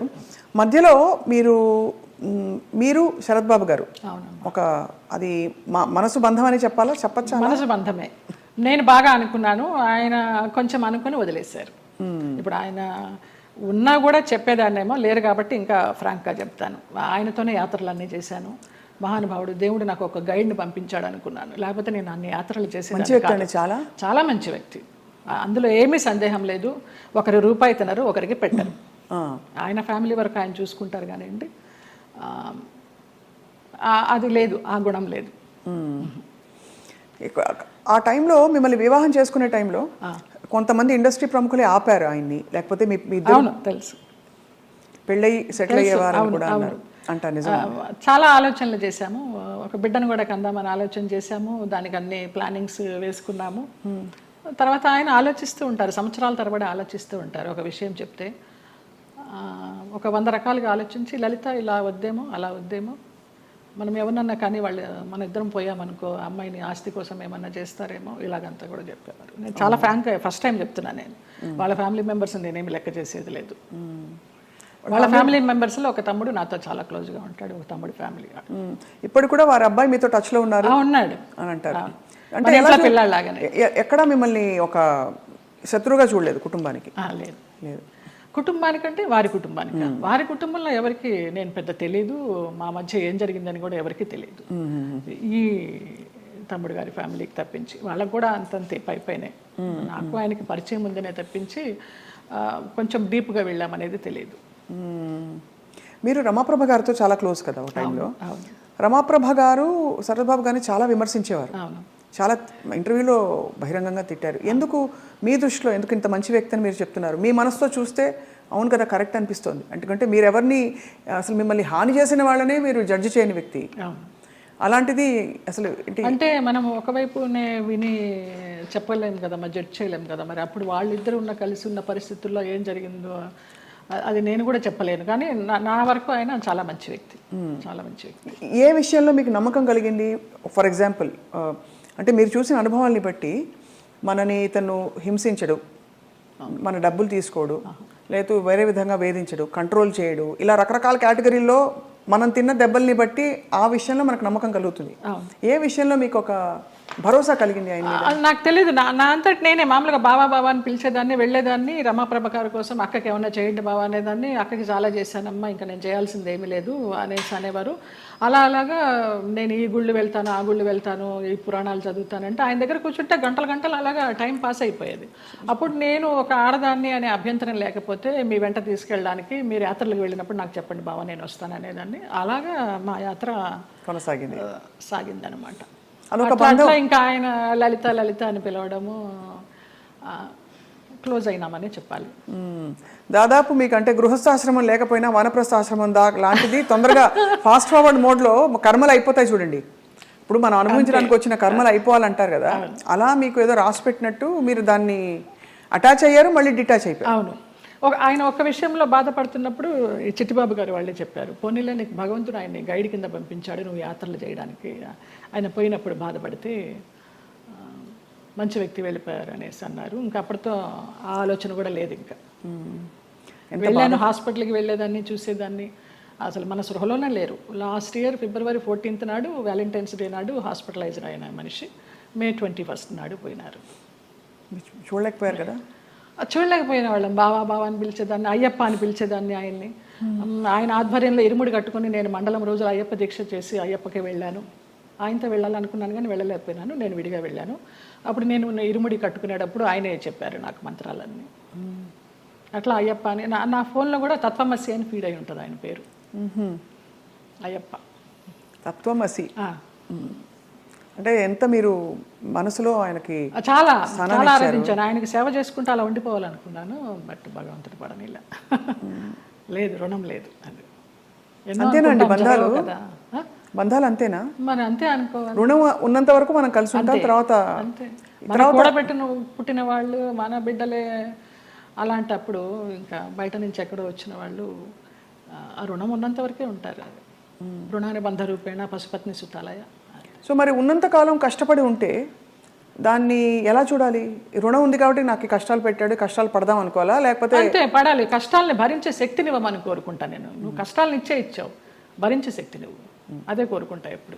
మరి ఎప్పుడు ఇది సరికాదు, సవ్యం కాదని ఇప్పుడు చాలామంది ఆడపిల్లలు, మీకు అయిన ఎక్స్పీరియన్స్, మీ పెళ్లిలో 6 నెలల్లో ఒక హింస, ఒక ఎక్స్‌ప్లాయిటేషన్ ఉంది, బయటకు వచ్చేయాలని ఆలోచించిన పరిస్థితుల్లో ఎప్పుడు బయటికి రావాలనే స్ఫురణ ఎలా కలుగుతుంది? బికాజ్ భరిస్తాం, సర్దుకుంటాయన్న హోప్ ఉంటుంది. ఆ స్ఫురణ ఏం చెప్పిన మాట వినాలని మీ గైడెన్స్ అడుగుతున్నా. మీరు డైరెక్ట్గా పడ్డ వ్యక్తి కాబట్టి మీకు అర్థమైంది కదా ప్రశ్న. అది మన రాతలో ఉంటుంది, ఏదో అదృశ్యవాణి చెప్తుంది మనకి, భరించావు చాలు, ఇంకా ఇది చెయ్యి అని గైడెన్స్ వచ్చేస్తుంది అని. నాకు బ్లైండ్గా వెళ్తాను నేను అంతే. అంతే, అంత డీప్గా వెళ్ళి నాలెడ్జబుల్గా చెప్పాలంటే నాకు తెలియదు, కానీ అనిపిస్తుంది, మనకే అనిపిస్తుంది. ఇంకా ఆ టైం అయిపోతుందని అనిపించినప్పుడు అది ఆటోమేటిక్గా వస్తుందని నేను అనుకుంటున్నాను. ఎంత ఇవాల్వ్ అయ్యారు మీరు స్పిరిచువల్గా, ఎన్ని కష్టాలు పడినా కూడా ఎంత పరిణితి తెచ్చుకున్నారు మీరు అంటే జీవిత ప్రయాణంలో. నేను కేరళ డీటాక్స్కి వెళ్ళినప్పుడు కూడా 14 days ఒంటరిగా ఉన్నాను. అప్పుడు నా లైఫ్ స్టైల్ మారిపోయిందమ్మా, మైండ్ సెట్ కానీ లైఫ్ స్టైల్ కానీ. ఎంత భయస్థురాల్లో నేను, చిన్న విషయానికి భయపడిపోతే, ఎక్కడన్నా నొప్పి వస్తే, ఇక్కడ నొప్పి వస్తే బ్రెస్ట్ క్యాన్సర్ ఏమో, ఇక్కడ నొప్పి వస్తే అపెండిసైటిస్ ఏమో అని అస్సలు లేదు. ముక్తినాథి నడిచి దిగాను -degreesలో మొన్న. అవునా? మొన్న రీసెంట్గా 4 days అవ్వలేదు. ఆ ముక్తినాథి ఒక ఇన్సిడెంట్ చెప్పాలి స్వప్న. ఒక ఆవిడ కటక్ నుంచి వచ్చారు, జ్యోత్స్నారావు అనేసి, ఒరిస్సా ఆవిడ కాదులే, ఒరిస్సాలో జాబ్ చేసేవారు, కాకినాడ ఆవిడ, బ్రాహ్మణ ఆవిడ. ఎవరు లేరు, నానేవాళ్ళు ఎవరు లేరు, తోడబుట్టిన అన్నదమ్ములు కానీ అక్క చెల్లెళ్ళు కానీ సంసారం కానీ పిల్లలు కానీ ఎవ్వరు లేరు. ఆవిడ బ్రహ్మచారిణి. ఆవిడ వచ్చి నాకు ఎవరు లేరు 3 రోజులు ప్రయాణం చేశారు మాతోటి. 11th నాడు బయలుదేరాము ఇక్కడి నుంచి, 12th 13th నాడు ముక్తినాథ్ తీసుకెళ్లారు. అలాగే డోలీలో ఎక్కించి వెళ్ళారు. ఆవిడకి ఏదో హై బ్లడ్ బీపీనో షుగర్ ఏదో ఉంది. అన్నం తినాలనిపించక మాత్రలు వేసేసుకుంటున్నారు. తర్వాత ఆ ముక్తినాథ్లో జామ్సంలో మేము స్టే చేసినప్పుడు వెన్ను ఒలింకించే చలి, అక్కడ హీటర్స్ ఉండవు, హీటర్స్ పెడితే ఆక్సిజన్ అందదంట, హై ఆల్టిట్యూడ్ అనమాట. అక్కడ ఆ రోజు నరకం అనుభవించాం అందరం, 80 members గ్రూప్ మేము. Sai Krishna tours and travels అని సాయిరామ్ గారు, ప్రసన్న గారు, వైఫ్ అండ్ హస్బెండ్, ఆది దంపతులు. నిజంగా 2009 నుంచి వాళ్ళు ఈ ట్రావెల్ చేస్తున్నారు. ప్రతి ఒక్క గ్రూప్తో ట్రావెల్ చేస్తారు. ఇంకా నేను లైఫ్ జర్నీ అంతా వాళ్ళతోనే యాత్రలు కంటిన్యూ చేయాలని వాళ్ళతో చెప్పి కూడా వచ్చా కన్ఫర్మేషన్. ఆవిడ ముక్తినాథ్ని దర్శించుకొని, సాయిరామ్ గారు మేము వెళ్ళే రోజు ముందర రోజు నైట్ హోటల్లో డిన్నర్కి గ్యాదర్ అయినప్పుడు చెప్తారు, అమ్మ ఇలా ఉంటుంది అక్కడ సిచ్యువేషను, స్నానాలు చేయకండి, 108 జలధారలు ఉంటాయి, స్నానాలు చేయకండి, -degrees ఉంటాయి, నెత్తి నీళ్లు చల్లుకుంటే చాలు, మనకి ముక్తినాథుడి దర్శనం కావాలి, మీరు ఆయన్ని చూడడం కాదు ముఖ్యం, ఆయన మిమ్మల్ని చూడడం ముఖ్యమని చాలా చక్కగా వివరించి ఆవిడని అడిగారు, అమ్మ మీ పరిస్థితి ఇలా ఉంది, వస్తారా, రాలేకపోతే రూమ్లో ఉండండి, భోజనం ఏర్పాట్లన్నీ చేసి మీకు ఒక మనిషిని పెట్టి నేను వెళ్తాను. లేదు సాయిరామ్, నాకు ఆ ముక్తినాథుడిని చూడాలి, నా ఒకే ఒక కోరిక అన్నారమ్మ. వచ్చారు, ముక్తినాథుడిని చూశారు. మర్నాడు అందరం బయలుదేరి బస్సుల్లో పోక్రా రిటర్న్ రావాలి. కార్లోనే స్పాట్ డెడ్ అమ్మ ఆవిడ. ముక్తినాథుడు అన్నందుకు ముక్తి, మోక్షం. ఎంత అదృష్టవంతరాలు, ఎవరు లేరని 80 మందితో ప్రయాణం చేసి 3 రోజులు ముక్తినాథుని చూసి 4వ రోజు పోయింది. అసలు అద్భుతమైన సంఘటన అయితే నాకు, నేను మర్చిపోలేను ఈ యాత్రలో. ఆవిడ చనిపోయినప్పుడు ఎంత ప్రేతకళగా ఉందో, చితి మీద పెడితే అక్కడే ఎవరో కజిన్ నెంబర్ దొరికింది, ఫోన్లో అడిగితే మేము రాలేమండి, అంత దూరం మీరు చేసేయండి అని ఈయనకు అథారిటీ ఇచ్చేశారు సాయిరామ్ గారికి. అక్కడ ఆర్మీ సహాయంతో ఆయన మన హిందూ సాంప్రదాయంలో ఆవిడకి దహన సంస్కారాలు చేస్తే, చితి మీద పెట్టినప్పుడు ఆవిడకి ఫోటో తీస్తే ఎంత చిద్విలాసంగా ఉందో తెలుసా అమ్మ ఆవిడ ముఖం. చనిపోయినప్పుడు ఈ 4 బయటకు వచ్చేసి కళ్ళు తేలేసి ఉన్న మనిషి హాయిగా అలా ఉంది. అసలు అది జన్మలో మర్చిపోలేను. అంతకుముందు రోజు అడిగారు, ఎవరికి ముక్తి కావాలంటే 2 చేతులు ఎత్తా నేను, ఏం మీకు లగేజ్ లేదా అని అడిగారు. నాకు ఏ లగేజ్ లేదన్నాను. అంటే వెనకాల బంధాలు లేవా అనేసి. మీరు అనుకుంటే కాదు, దేవుడు అనుకోవాలి, ఆయన ఎవరికి ఇవ్వాలో వాడికే ఇస్తారు అనేసి. అలాగా ఆవిడ అదొక అద్భుతమైన సంఘటన. ఆనందించాం, ఆవిడ పోయినందుకు బాధపడలేదు. ఎంత అదృష్టవంతరాలు, ఎంత చక్కని అనాయాసన మరణం అంటారు కదా, అలా. కార్లన్నీ ఆగినా ఏంటనంటే పోయారు. అంటే భగవద్ దర్శనం అయిందా అని చాలా మందిని అడుగుతాం. ఇంతకంటే నిదర్శనాలు ఏముంటాయి? మోక్షం, ముక్తినాథుడు. మా వాళ్ళందరూ, మా మామ కొడుకులందరూ ఆ -degreesలో 108 జలధారాల్లో స్నానం చేశారు. ఒక్కొక్క జలధార నుంచి ఇంకొక జలధార వెళ్తుంటే వాళ్ళకి బ్రెయిన్ పనిచేయడంలా ఫ్రీజ్ అయిపోతుంది, అలా చేశారు. నేను ఆ 108లో చల్లుకోవడానికి అరగంట పట్టింది, ఈ చెయ్యి పనిచేయాల 1 గంట, బ్లడ్ క్లాట్ అయిపోయి. అంత చలి, -degrees. అది అంత కష్టతరమైన ప్రయాణం. ఎంత చక్కగా వెళ్ళొచ్చామో వారి ఆధ్వర్యంలో. ఈ సందర్భంగా ఆ దంపతులకు పాదాభివందనాలు.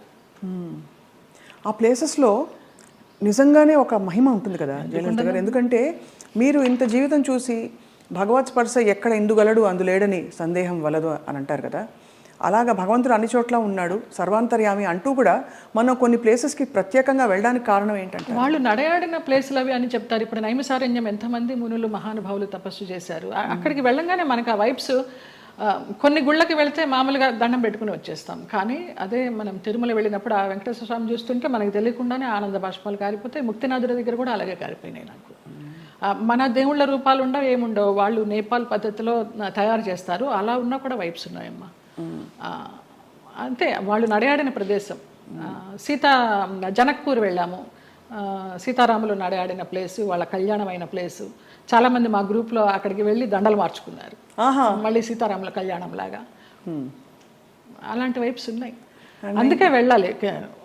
ఇంట్లో కూర్చున్న భగవంతుడు దర్శనం ఇస్తాడు, అది వేరే విషయం. వాళ్ళు నడయాడిన ఆ పుణ్యభూమిలో నడిస్తే ఆ పాదధూళి మనకి కొంచెం పుణ్యం ఇస్తుందని.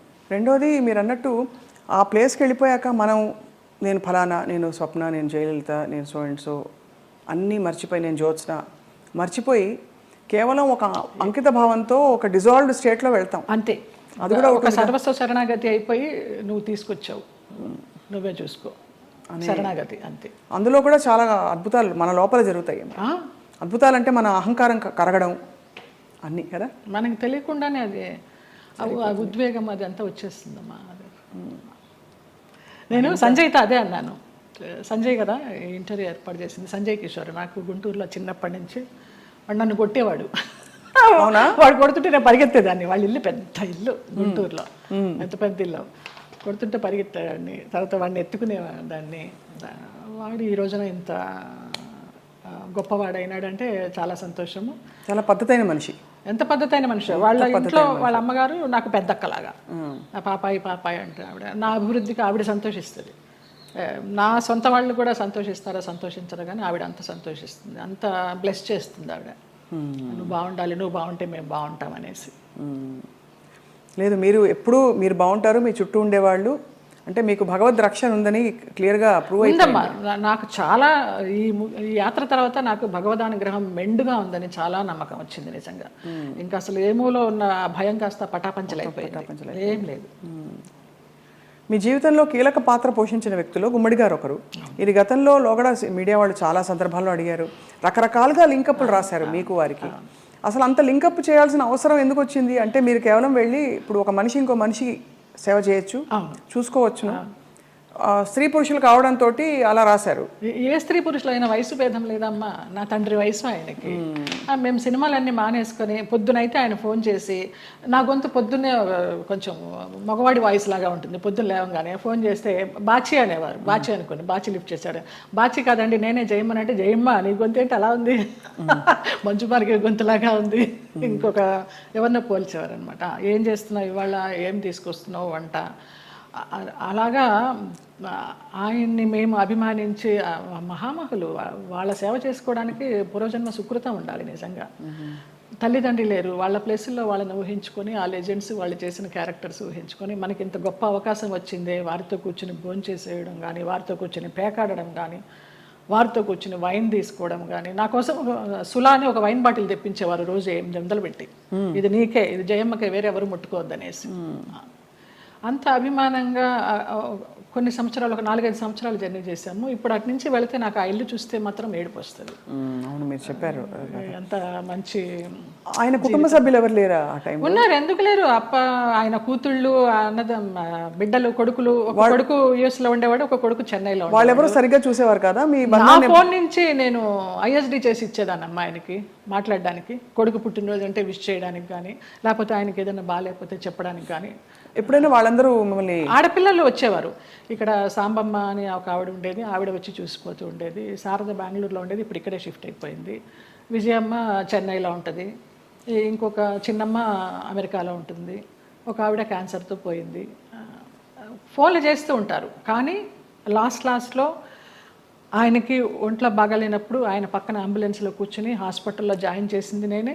ఇంకా ఆయనకి వెంటిలేషన్ తీస్తారనగా జయ ఇట్రా అనేసి నన్ను ఇట్లా గుండెల మీద పడుకోబెట్టుకున్నారు, పోయినారు. ఫస్ట్ పోయిందని తెలిసింది కూడా నాకే. పోయినప్పుడు ఇంకా నేను బయటకు వచ్చేసాను. ఇంకా ఆ తెల్లవారుజాము నుంచి వాళ్ళ పిల్లలు రావడం, అక్కినేని నాగేశ్వరరావు గారు అన్నారు, ఆయన పోయిన తర్వాత అక్కడ నుంచుని ఉంటే పిల్లలందరినీ పలకరిస్తూ నా భుజం తట్టి నీకు చాలా లోటు గుమ్మడి గారు పోవడం అన్నారు. నమస్కారం. మహానుభావులు వాళ్ళంతా అంతే. No comments. అందుకంటే అంటే ప్రపంచం అలా ఉందండి ఇప్పుడు. అలా ఉంది. ఒక మనిషికి మధ్య ఏదో ఒక ఎంత విచిత్రమైన అనుబంధం అండి. మీరు నిజంగా ఏమీ ఆశించలేదు. ఎవరికైనా వండి పెట్టాలంటే ఇంకో కొంచెం తక్కువ వయసు వాళ్ళు దొరకరా చెప్పండి. నేను అది ఏదో ఒక ఒక ఆత్మీయత కలిగి కదా మీరు. అంతే ఆ టైం ఆ పీరియడ్ ఆయనతో మేము గడపాలి అంతే. ఆయన క్లబ్కి వెళ్ళడం కూడా మానేశారు మేము పరిచయం అయిన తర్వాత. ఇంకెందుకు నా క్లబ్, హాయిగా ఇక్కడే కూర్చుందామనేవారు. అక్కడ బాగా ఆయనతోటి చాలా ఆ టైము మళ్ళీ తిరిగి రాదు. కానీ అందరినీ పోగొట్టుకున్నారనే బాధ అండి. నేను అందరూ వెళ్ళిపోయారు కదా. శరత్ బాబు గారు వెళ్ళిపోయారు, గుమ్మడి గారు. ఆ బంధం ఎలాంటి బంధం అని అడిగి కాదు, తండ్రి కూతుర్ల బంధం అవ్వచ్చు, గురు శిష్యుల బంధం అవ్వచ్చు. మీ ఆత్మకి బాగా అంటే ఒక విధమైన సొలేస్ ఇచ్చే వ్యక్తులందరూ దూరం అయ్యారు కదండి. వాళ్ళు దూరం అవుతుంటే భగవంతుడి దగ్గర అవుతున్నాడు. వాళ్ళు దూరం కాకుండా ఉంటే భగవంతుడిని పెద్ద పట్టించుకునేదాన్ని కాదేమో. వీళ్ళందరూ ఉన్నారు కదా నాకు అనేసి. ఏం జరిగినా మన మంచికి. ఇప్పుడు ఎలా మీ దైనందిన జీవితం ఎలా ఉంటుంది? సీరియల్స్ మానేశాను. సినిమాలా రావు పెద్దగా నాకు తెలిసి. ఎందుకు మానేశారు సీరియల్స్? వద్దనుకున్నాను. ప్రేమెంత మధురంలో ఒక బ్యాడ్ ఇన్సిడెంట్, గాయమైంది హృదయానికి. ఏమైంది? ఎవరో పేరు ఊరు లేని ఆర్టిస్టు ఒక అమ్మాయి ఎంటర్ అయింది ఒక 6 months బ్యాక్. నేను మానేసే ముందర 3 సంవత్సరాలు అంత చక్కగా బాండింగ్ తోటి నిజంగా తల్లి కొడుకుల్లాగానే నేను, శ్రీరామ్ కానీ అందులో చేసిన వాళ్ళందరూ కానీ అలాగే క్యారెక్టర్ పరంగా మేము యాక్ట్ చేయలేదు, అసలు జీవించాం మేము. గ్లిజరిన్ కూడా వేసుకునే వాళ్ళం కాదు ఏడుపు సీన్లు ఉంటే. ఆ అమ్మాయి వచ్చి కొంచెం యారగెన్స్ అంతా చూపించడము, మర్యాద లేకపోవడం సీనియర్స్కి. ఒక సీన్లో అయితే అయిందని అలాగే అడ్జస్ట్ అయిపోయి చేస్తున్నాను. మానేద్దామా అనుకుంటూ పోనీలే మంచి సీరియల్, మంచి పేరు వచ్చింది, శ్రీరామ్ మంచి వాడు, అతన్ని చూసి చేయాలని అనుకున్నాను. ఒక టైంలో ఇంకా పీక్స్కి వెళ్ళిపోయింది ఆ అమ్మాయి బిహేవియర్. అమ్మాయి శ్రావణ శుక్రవారం నాడు పూజకి గాజులు లేకుండా కూర్చుంది మొండి చేతులతోటి. నేను ఒక పెద్ద సఫిస్టికేటెడ్ మదరు, అంత సాంప్రదాయాన్ని పాటించే మదరు, అత్తగారి పక్కనే కూర్చుని పూజ చేస్తూ ఉంటుంది. అప్పుడు నేను క్యారెక్టర్ పరంగా ఆలోచించి అత్తగారి స్థానంలో నేను ఇక్కడ ఉన్నాను కదమ్మా, నేను లేకపోతే నీ ఇష్టం వచ్చినట్టు చేసుకోవచ్చు, శ్రావణ శుక్రవారం పూజ ముత్తైదో గాజులు వేసుకుని చేయాలన్నానమ్మా. అటు నా చెయ్యి నా ఇష్టం నువ్వు చెప్పడానికి అంది, వేసుకునంది. అంతలాగా ఎందుకు ఏమో తెలియదు. అది యారగెన్సీ అంతే. ఆ పిల్లకి సీనియారిటీ విలువ తెలియదు, క్యారెక్టర్ విలువ తెలియదు. ఎవరండి యాక్టర్? ఆఫ్ కోర్స్ చూసే, నేను సీరియల్స్ చూడండి కాబట్టి ఇలా అడుగుతున్నాను. అమ్మాయి పేరు కూడా మర్చిపోయినాను, అసలు మైండ్లోనే లేదు అది. చేస్తూ తర్వాత అమ్మాయి September 3 జరిగింది ఇది లాస్ట్ ఇయర్. అక్కడి నుంచి శ్రీరామ్ బయటే ఉన్నాడు. నాన్న ఇలాగ జరిగింది, నాకు చేయబుద్ధి కావడలేదన్నాను. నీ ఇష్టమమ్మా, నీకు ఇష్టం లేకపోతే మానే అన్నాడు. కారు ఇచ్చాడు, ఎక్కాను, వచ్చేసాను అంతే. అక్కడ బహుశా మీ ప్రయాణం అయిపోయిందేమో అంతే. అలా ఇలా ఈ సంఘటన ద్వారా అలా కొంచెము అయిష్టంగానే చేస్తున్నాము, ఇష్టం లేకుండా. ఆ క్యారెక్టర్కి కూడా ఇంపార్టెన్స్ తగ్గడము, ఆ ఫీల్ కూడా రావడల్లా చేస్తుంటే. డైరెక్టర్ గారితో అనేదాన్ని, ఇంతకు ముందర ఫీల్తో చేసేవాళ్ళం అండి, ఇప్పుడు రావడం లేదనేసి. డైరెక్టర్ మారిపోయాడు, వెంకట్ అని. అతను చాలా ఇష్టము, చాలా మంచి టెక్నీషియన్. ఆ యూనిట్ నుంచి బయటకు వచ్చారు, వేరే యూనిట్ ఎవరైనా ఆఫర్ చేస్తే ఎందుకు చేయకూడదు? వద్దనిపించిందమ్మా, ఇంక అసలు నాకు సీరియల్స్ వద్దు. అంటే నేను ఆ గంగిరెద్దులాగా అలంకరించుకోవడము, రోజుకి అన్ని డ్రెస్ చేంజ్లు, పొద్దు నుంచి నైట్ వరకు టైం లేకుండా. 12 hours అండి కాల్ షీట్. పంపించరమ్మా. నేను తొందరగా వెళ్ళిపోతానంటే, అమ్మ సీనియర్వి నువ్వే వెళ్ళిపోతానంటే మిగతా వాళ్ళందరూ కూడా వెళ్ళిపోతారు. అందులో సీరియల్స్ లో బాగా పిండేస్తారు కదా. నరకం. ఎన్ని సీరియల్స్ చేశానో అన్ని సీరియల్స్ అన్నం పెట్టినాయి, కాదని లేదు. కానీ వద్దనిపించింది, ఇంకెవరికి పెట్టాలి, నేను వద్దు. మంచి సినిమాలు ఏమన్నా వస్తే చిన్న చితక సినిమాలు చేసుకుందాము, లేదా కృష్ణారామాని యాత్రలు చేద్దాము, ఉన్నది పెట్టుకొని ఉన్నంత వరకు. తర్వాత భగవంతుడు చూసుకుంటాడు అంతే. అక్క వీళ్ళందరూ టచ్లో ఉంటారా? ఎప్పుడు టచ్లో ఉంటారు. అబ్దికానికి, నాన్న అబ్దికానికి చెన్నై వెళుతూ ఉంటాము. 2 అన్నయ్యలు అక్కడే ఉన్నారు. అందరం కలివిడిగానే ఉంటాం. 3 చెల్లెళ్ళు, 2 అన్నదమ్ములు.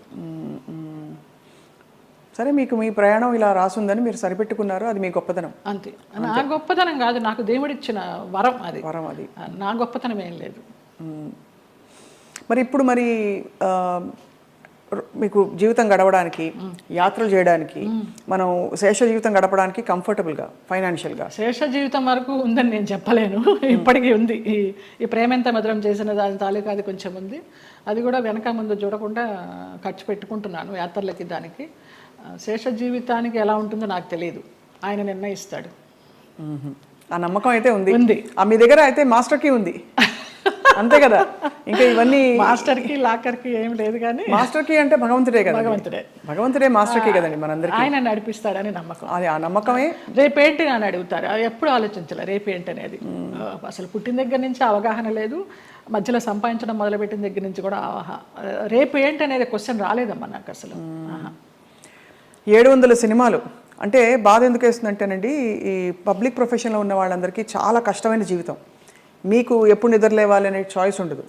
వాళ్ళు చెప్పిన టైంకి మీరు హాజరవ్వాలి. వాళ్ళు మీకు నచ్చినా నచ్చకపోయినా, చలున్నా ఎండున్నా వాళ్ళు వేసుకోమన్న బట్టలు వేసుకోవాలి.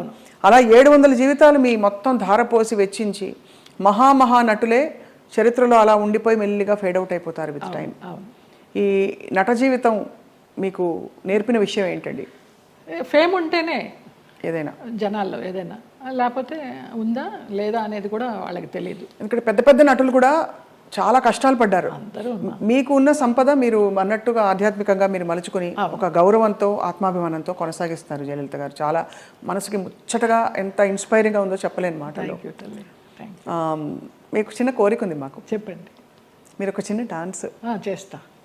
నేను మామూలుగా సెమీ క్లాసికల్ ఏమైనా మూవీ సాంగ్ స్వప్నకు కూడా తేలిగ్గా ఉంటుంది. నువ్వు క్లాసికల్ సింగర్ కాదని లేదు, ఏమైనా పాడతారు అనుకొని మనసే అందాల బృందావనం అనుకున్నాను. మా సంజయ్ తిట్టాడు, ఎంత పెద్ద క్లాసికల్ డాన్సర్ నువ్వు వేడి సినిమా సాంగ్ చేస్తావా అనేసి. అందుకని ఏ సాంగ్ చేయాలి? భామనే సత్యభామనే ఏమైనా ఒక 4-5 లైన్లు అనగలరా? ఆ 2 లైన్లే మళ్ళీ తిప్పి అనమంటే అంట. కొంచెం నేను కూడా కలుపుతాలే. మీరు కలపండి.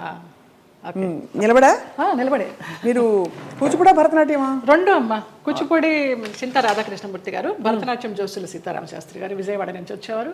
కాకుండా తంజావూరు నుంచి గిరిజా నటరాజ్ అని ఒక వైఫ్ అండ్ హస్బెండ్ వచ్చి చెప్పేవారు భరతనాట్యం. ఆంధ్రనాట్యం నటరాజ్ రామకృష్ణ గారు. మళ్ళీ మధ్యలో వెకేషన్స్కి చెన్నై వెళ్ళి చినసత్యం గారి దగ్గర. ఎప్పుడు అనిపించలేదు ఒక డాన్స్ స్కూల్ స్టార్ట్ చేద్దామని? లేదు, వేంప వేషాలు వేసేసరికి, అంటే డిగ్రీ అవుతూ ఇంకా డాన్స్ కంటిన్యూ చేద్దాం అనుకునే టైంలో నాన్న ఫీల్డ్కి తీసుకొచ్చేసారు. ఇంకా ఈ వేంప వేషాలు వేసినప్పుడు నన్ను అలాగే చూస్తారేమో, పేరెంట్స్ పిల్లల్ని పంపించడానికి భయపడతారేమో, ఇవి సినిమా సాంగ్స్ నేర్పుతుందా లేకపోతే క్లాసికల్ సాంగ్స్ నేర్పుతుందా అని ఏదన్నా అని నాకు నేనే డౌట్ పెట్టుకొని దాన్ని సమారంభించేసాను. తిరుగుతాం దిత్త కిడగ తిరుగుతాం తా కిడగ తిరుగుతాం కిడగ తిరుగుతాం తద్దిత్త కిడగ తిరుగుతాం దిత్త కిడగ తిరుగుతాం తా కిడగ తిరుగుతాం కిడగ తిరుగుతాం తద్దిత్త కిడగ తిరుగుతాం దిత్త కిడగ తిరుగుతాం తా కిడగ తిరుగుతాం కిడగ తిరుగుతాం కిడగ తిరుగుతాం. భామని సత్యభామని సత్యభామని సత్యభామని సత్యారి ముద్దుల వయ్యారి ముద్దుల సత్యభామని సత్యభామని వయ్యారి ముద్దుల వయ్యారి ముద్దుల సత్యభామని సత్యభామని. అద్భుతం. ఎక్కడ ఎంత గ్రేస్ఫుల్గా ఉంది అసలు. సంజయ్ గారు, ఇప్పుడు శోభన్ గారు అందరూ చేస్తున్నారు కదండి డాన్స్ పర్ఫార్మెన్సెస్, బ్యాలేస్. అంటే మీకు అఫ్కోర్స్ మీరు ఒక ఆధ్యాత్మిక లోకంలోకి వెళ్ళిపోయారు. ప్రాపంచికంగా లౌకికంగా మీకు కోరికలు లేవు, కానీ అలా చేస్తే ఎంత బాగుండు అని అనిపించే అంత అందంగా ఉంది మీ డాన్స్. శోభనాయుడు గారితో బ్యాలెన్స్ చేశానమ్మా. వెంకటేశ్వర కళ్యాణం, కృష్ణ పారిజాతం, ఆవిడన్నీ మేల్ క్యారెక్టర్స్ ఇచ్చేవారు. నేను అదంతా తీసేసిన తర్వాత జయలలిత నువ్వా వెంకటేశ్వర స్వామి వేసింది, కృష్ణుడికి వేసింది అనేసరికి నిరాశ వచ్చేసింది. అది అర్థమైంది. కానీ అన్ని ఆ పార్శ్వాలని మీరు చూశారు జీవితంలో. కంప్లీట్ లైఫ్ కష్టం చూసి ఉగాది పచ్చడిలాగా అన్నీ చూడకపోతే మనకి ఏం చూసాను జీవితం అని అనిపిస్తుంది కదా. అలా మీరు కష్టాలు చూశారు, అన్నీ చూసేసాం. సంతోషం చూసారా ఏదైనా టైంలో? సంతోషం అంటే ఈ యాత్రేనమ్మా. ఈ యాత్రే అతి దుఃఖకరమైన సంఘటన, బాధాకరమైన సంఘటన, అతి సంతోషకరమైన సంఘటన అంటారు, కానీ అవి 2 లేవు నాకు. వయా మీడియాగానే వెళ్తూ వచ్చింది. ఈ ముక్తినాథ యాత్ర మాత్రం నాకు చాలా పీక్స్ అనమాట ఇంకా. సో ఫైనలీ మీకు మిగిలిన కోరిక అంటే మిగిలిన కోరికను ఎందుకంటున్నానంటే మన జీవితానికి ఒక సంపూర్ణత్వం రావాలంటే ఏం కోరుకుంటున్నారు? ఇంకా మానస సరోవర్ వెళ్ళాలమ్మా. మానస సరోవర్ కానీ మా సాయిరామ్ గారు అది వేయనమ్మా చాలా కష్టం అంటున్నారు. ఎవరు తీసుకెళ్తారో తెలీదు. వెళ్ళాల్సి ఉంటే డెఫినెట్గా ఖచ్చితంగా అదే చాలా జరిగిపోతుంది. కోరిక. వెళ్తే తిరిగి వస్తామా లేదా అనేది తర్వాత విషయం. అక్కడ దాకా వెళ్ళాలి, ఆ భూమి మీద అడుగు పెట్టాలని మాత్రం కోరిక. అదొకటే తీరని కోరిక. చాలా అద్భుతంగా ఉంది మీతో మాట్లాడడం. చాలా విషయాలు నేర్చుకున్నది ఏంటి అంటే సెల్ఫ్ యాక్సెప్టెన్స్ కంటే గొప్ప వరం లేదండి. ఓకే, అది మీకు వచ్చేసింది కాబట్టి మీరు ధన్యులు ఒకలాగా. ఈ కృష్ణుడి విగ్రహం నాకు నా ఫ్రెండ్ శ్రీనివాస్ అని ఆయన మ్యాంగ్లూర్ నుంచి తీసుకొచ్చి ఇప్పించారు. చాలా చాలా కళకళలాడుతుంది ఇలాగా. చాలా బరువు కూడా అది. అవునా? అక్కడ రమణాశ్రమంతో మీ అనుబంధం? అరుణాచలం వెళ్తూ ఉంటాము. ఒక శివరాత్రికి గిరి ప్రదక్షిణ చేశాను. ఆయన బుక్స్ చదువుతూ ఉంటాను. అట్లా కూర్చుని ఆయనతో మాట్లాడుకుంటూ ఉంటాను. ఆ ఫోటోగ్రాఫ్ వెనకాల ఇది నా పుట్టినరోజుకి మా డైరెక్టర్స్ అనిల్, రాము అని ఉన్నారు. రాము ఏమో అది ఇచ్చాడు లాస్ట్ ఇయర్ పుట్టినరోజుకి. అనిల్ ఇది ఇచ్చాడు. రుద్రంకోట అని ఒక మూవీ చేశాం కదా, ఆ పిల్లలు. రుద్రమకోట మొన్న లేటెస్ట్ మీది. అవును, అవును, చాలా పెద్ద ఒక పవర్ఫుల్ క్యారెక్టర్ కానీ సినిమా పవర్ఫుల్గా వెళ్ళలేదు, ఆడలేదు. ఓటీటీ కూడా ఇంకా లేట్ అవుతూ ఉంది. మీరు చాలా చాలా వ్యక్తిగత విషయాలు కూడా ఇవాళ మాతో పంచుకుని చాలామందిని ఇన్స్పైర్ చేశారు జయలలిత గారు. థ్యాంక్స్ అమ్మా. మీకు ధన్యవాదాలు. అయ్యో మీకు కూడా. Always you will be in our hearts. God bless you. Thank you అండి. నమస్కారం. రైట్.